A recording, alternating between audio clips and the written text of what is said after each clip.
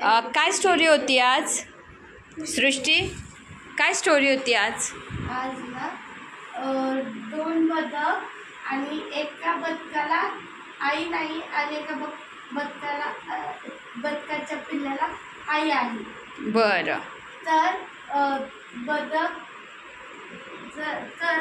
बदक बदकाच्या पिल्लाला खेळवत होते पाण्यात. तर दुसरा बदकाचा पिल्लू आला जे की त्याला आई नाहीये. ते आला आणि त्यांना बघून त्याला एवढं खुश झालं आणि तेवढं वाईटही वाटलं त्याला. मग त्याला मनात आलं माझे आज इथं असले असते माझ्यासमोर तर किती आनंद झाला असता, मी पण ह्यांच्यासारखं खेळत असला असतो. तर तसंच ते डोंगरी भाग होता. तर तिथं झाडे झुडपे होते. झाडे झुडपे झाले की लगेच नदी होती. तर नदीच्या मागे एक घोडा होता, पाण्यात खेळत होता. मग त्याला असं वाटलं की आपले आईचे